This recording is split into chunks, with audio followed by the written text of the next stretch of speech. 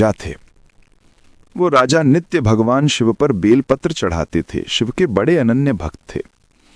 परंतु जिस नगरी के वो राजा थे, उस नगरी में एक शिव का और भक्त रहता था। वो भी परम भक्त था। बहुत ध्यान से सावधानी से सुनिएगा। परम भक्त थे शिव के।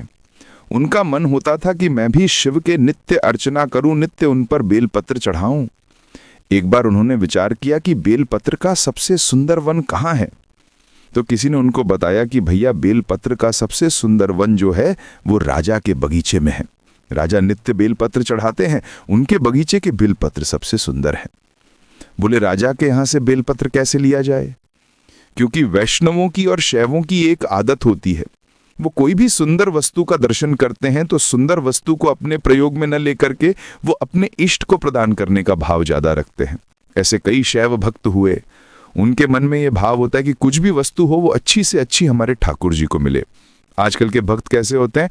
हम अच्छा रहें, हम अच्छा खाएं, हम अच्छा पहने और ठाकुर जी कैसे भी रहो। तो उस व्यक्ति के मन में आता था कि राजा के बगीचे के बेलपत्र चढ़ाया करूं मैं शिव को, तो मेरी सेवा उस समय संतोष मुझे मिलेगा। लेकिन कैसे करूं? इतने सैनिक रहते हैं, इतने सब कुछ रहते हैं। उसने मन में विचार किया कि मैं शिव महिम स्तोत्र का पाठ करूंगा और इसका पाठ करके अपनी दैवी शक्ति को प्रकट करूंगा। और परिणाम यह हुआ कि शिव महिम स्तोत्र का इतना पाठ किया गंगा जल में खड़े होकर के कि उसको अदृश्य होने की शक्ति प्राप्त हो गई। वो जब चाहता तब अदृश्य हो जाता। और उसने उस अदृश्य होने की शक्ति का प्रयोग कहाँ किया? राजा के बगीचे में जाते और बगीचे में जाकर के बेलपत्र तोड़ते। जैसे ही सैनिक उसको देखते, सैनिक उसको पकड़ने के लिए आते, तुरंत अदृश्य हो जाता, बेलपत्र लेकर के चला जाता, जाकर के भगवान शिव पर चढ़ा देता। राजा को बड़ी चिंता हुई कि मैं इतने बेलपत्र अपने बगीचे में उगाता हूं शिव की आराधना के लिए, और ये व्यक्ति अपनी दैवी शक्ति से अदृश्य होकर के सारे पत्रों को ले जाता है, मुझसे पहले चढ़ा देता है। मेरा बगीचा, मेरी मेहनत, और बेलपत्र चढ़ाता कोई और है। राजा ने ये चिंता जाकर के अपने गुरुदेव को बताई। तो इनके गुरुदेव ने आज्ञा की कि भैया देखो, ये जितनी भी दैवी शक्तियां होती हैं, इनका नाश कब होता है? कुसंग से नाश होता है, दूषित भोजन करने से नाश होता है, सबसे सहज नाश होता है ठाकुर जी के निर्माल्य पर यदि पैर पड़ जाए तो भी हमारी दैवी शक्तियां नष्ट हो जाती हैं। निर्माल्य मतलब ठाकुर जी के गले में चढ़ा हुआ पुष्प है, पत्र है, प्रसाद है, यदि उस पर आपका पैर लग गया तो पैर लगते ही आपकी दैवी शक्ति नष्ट हो जाएगी। हाँ, केवल इतना है कि जहाँ मंदिर परिसर है, मंदिर परिसर में अगर चढ़ जाए पैर, कहीं लग जाए ठाकुर जी के निर्माल्य पर, तो दोष नहीं है। मंदिर से बाहर यदि ठाकुर जी के निर्माल्य पर आपने पैर रख दिया तो वो घातक है। राजा ने जब ये बात सुनी कि निर्माल्य पर पैर रखने से दैवी शक्ति नष्ट होती है, तो शंकर जी के ऊपर चढ़े हुए बेलपत्रों को लेकर के राजा गए और जाकर के अपने पूरे बगीचे में फैला दिया। अर्धरात्रि का समय होगा, जब वो भक्त आएगा, वो चोर आएगा, उसको पता नहीं होगा, वो निर्माल्य पर पैर रख देगा तो उसकी शक्ति नष्ट हो जाएगी। अर्धरात्रि का समय, नित्य की सेवा के लिए बेलपत्र तोड़ने के लिए जैसे ही बगीचे में उसने प्रवेश किया, उसको पता नहीं था, शिव पर चढ़े हुए निर्माल्य पे जैसे ही चरण रखा, उसकी अदृश्य होने की शक्ति नष्ट हो गई। उसको पता नहीं था अभी तक, वो तो दिखाते हुए जाता था, जब सैनिक पकड़ने आते थे तब अदृश्य होता था। आज बेलपत्र तोड़ने लगा, सैनिक जैसे ही तलवार लेकर के उसको पकड़ने के लिए जाने लगे, उसने जैसे अदृश्य होना चाहा, लेकिन आज वो अदृश्य नहीं हो पाया और सैनिकों ने उसको पकड़ लिया। बोले आज आ गया पकड़ में। अब तो वो घबराने लगा, चिंता करने लगा, क्या करूं, कहाँ जाऊं, कैसे बचूं। सैनिकों ने राजा को बता दिया, बोले कि आज हमने उसको बंदी बना लिया है, पकड़ लिया है। राजा उसको मारने के लिए जैसे ही समीप आने लगे, उस भक्त ने नेत्र बंद करके महादेव का स्मरण किया और स्मरण करते हुए कहने लगा, हे महादेव, मानता हूं कि मैंने चोरी की है, लेकिन किसकी की? पत्र की है। किस लिए की? आपकी आराधना के लिए की है। यदि इससे किसी की संपत्ति नष्ट हुई हो, इससे किसी की आराधना नष्ट हुई हो, तो मैं क्षमा मांगता हूं, लेकिन नाथ, मैंने तो केवल आपकी सेवा के लिए इस कार्य को किया था। आप मुझ पर कृपा करो।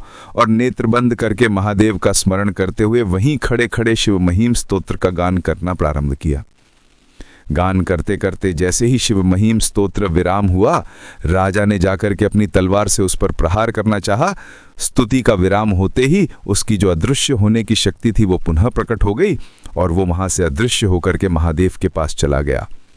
शिवमहिम स्तोत्र में इतनी शक्ति है, यदि आप नित्य श्रावण मास में गंगा में कंठ भर जल्ले में खड़े होकर के नित्य 108 शिवमहिम स्तोत्र का गान करो, पाठ करो, मन चाह सिद्धि प्राप्त कर सकते हो। यहाँ तक कि अदृश्य होने तक की सिद्धियां प्राप्त हो जाती हैं शिवमहिम स्तोत्र से। ऐसे स्तुतियों के राजा हैं शिवमहिम स्तोत्र। लेकिन वो शिव भी किसकी आराधना करते हैं? हमारे श्री कृष्ण की, हमारे श्री किशोरी जी की आराधना करते हैं, हमारे श्री लाडली जी का नाम गाते हैं। हमारे ओरछा में परम विद्वान श्री हरिराम व्यास जी का प्रादुर्भाव हुआ है। बहुत ध्यान से सुनिएगा। हरिराम व्यास जी इतने विद्वान थे कि वो जहां जाते वहां के विद्वानों को चुनौती देते थे कि मुझसे शास्त्रार्थ करो, और जिसको बुलाते उसी को हरा देते थे। बहुत ध्यान से सब लोग इधर देखो, सावधानी से सुनो। तो श्री हरिराम व्यास जी ने मन बनाया कि अब मैंने पूरे विश्व भर के विद्वानों को हरा दिया, लेकिन अब बारी है काशी की। काशी विद्वानों की भूमि है, विद्वानों में सर्वश्रेष्ठ है। यहाँ के विद्वानों को यदि हराया तो लोग मानेंगे कि हाँ, मैं विद्वान हूँ। हरिराम व्यास जी अपने सब चेले चपाटों के साथ में काशी आ गए, और काशी में आकर के महाराज उन्होंने ऐलान कर दिया कि यहाँ के जितने विद्वान हैं सबको चुनौती देता हूँ, उत्तर मीमांसा, पूर्व मीमांसा, 4 वेदों में से किसी भी भाव को, किसी भी पुराण को, किसी भी उपनिषद को लेकर के आओ, शास्त्रार्थ करो, मुझे हरा करके दिखाओ तो मानूंगा मैं काशी विद्वानों की भूमि हूँ। जब यहाँ के विद्वानों ने उनकी चुनौती सुनी तो आपस में सबने मीटिंग की।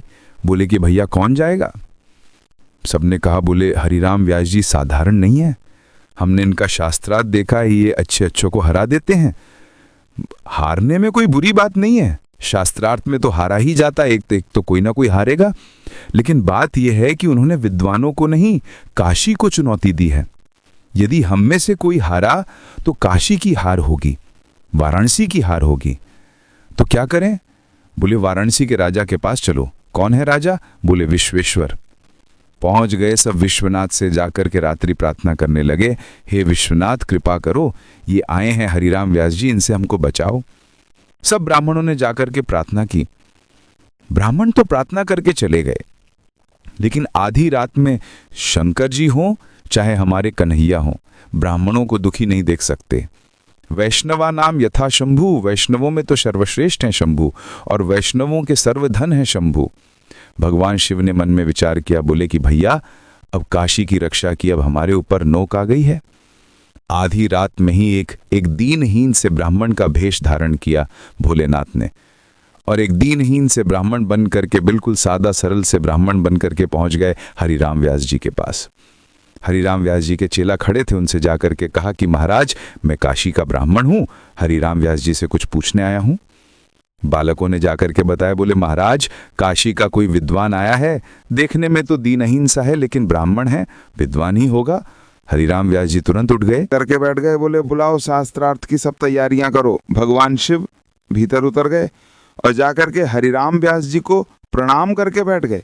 तो हरिराम व्यास जी ने कहा, शास्त्रार्थ करने आए हो? बोले शंकर जी बोले नहीं, मैं तो शास्त्री नहीं जानता, तो अर्थ क्या करूंगा, मुझे तो कुछ भी नहीं पता, मैंने सुना है बहुत विद्वान है, तो एक प्रश्न था मन में, उसका उत्तर जानने आया हूँ। हरिराम व्यास जी बोले, ये कोई समय है उत्तर पूछने का, सुबह आना चाहिए था, इस समय तो हम शास्त्रार्थ के लिए बैठे हैं।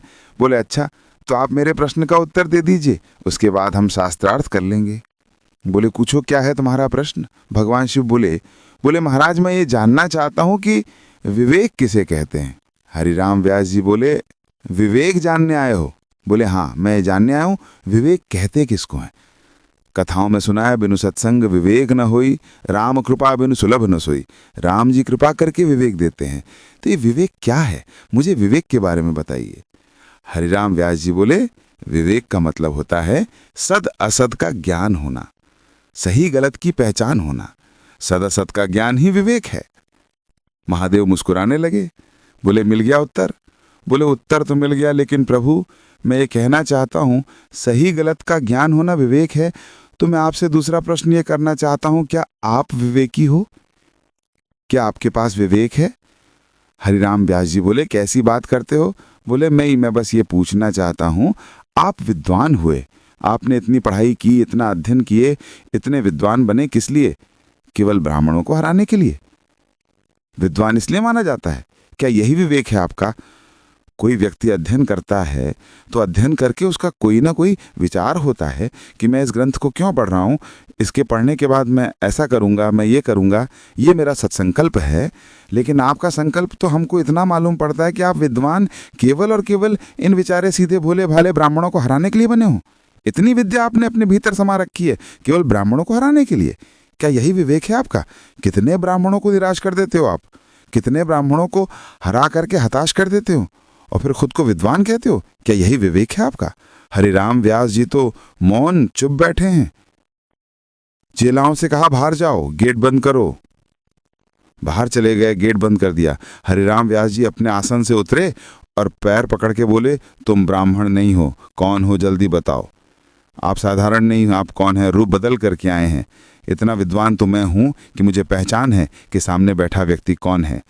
आपके शब्द, आपके नेत्र मुझे अपनी ओर आकर्षित कर रहे हैं। आप साधारण नहीं हैं, कौन है? प्रकट हो जाइए। इतने में ही देवादिदेव महादेव श्री विश्वनाथ भगवान प्रकट हो गए। जैसे ही दर्शन किया है, हरिराम व्यास जी रुदन करने लगे, पूरा शरीर कंपायमान हो गया, चरणों में गिर गए, क्षमा मांगने लगे, भोलेनाथ मुझे क्षमा कर दो। भोलेनाथ ने अपने हृदय से लगाया, बोले, हरिराम व्यास तुम साधारण नहीं हो, तुम बहुत विद्वान हो, लेकिन तुमको विद्वत्ता इसलिए प्राप्त नहीं हुई कि तुम ब्राह्मणों को हराओ। अरे तुम तो हमारे कुंज बिहारी के, हमारी श्री किशोरी जी के नित्य सखी हो, नित्य सहचरी हो, तुम विशाखा का अवतार हो। तुम्हारे लिए ये काम नहीं है कि तुम जाकर के और विद्वानों को हराओ, ये काशी तुम्हारे लिए नहीं है। हरिराम व्यास जी बोले, तो मैं क्या करूं, आज्ञा करो। बोले, अभी इसी वक्त वृंदावन चले जाओ और वृंदावन में जाकर के सदा सर्वदा के लिए किशोरी जी के चरणाश्रित हो जाओ, ये काशी तुम्हारे लिए नहीं है। और उसी समय हरिराम व्यास जी अपनी सारी पोथियों को गंगा जी में प्रवाहित करके बैलगाड़ी भर के पोथियाँ लेकर चलते थे। वो सबको गंगा जी में प्रवाहित किया और गंगा जी को प्रणाम किया, विश्वनाथ को प्रणाम किया और काशी से सीधे वृंदावन चले गए। और वृंदावन में जाकर के वृंदावन के कुंज हमारे माता पिता गुरु बंधु, वृंदावन के लता वृक्ष बल्लरियों को ही अपना भाई बंधु परिवार सखा ये सब के रूप में स्वीकार कर लिया। और तब श्री हरिराम व्यास जी ने एक पद गाया, किशोरी तेरे चरणन की रज पाहू, किशोरी तोरे चरणन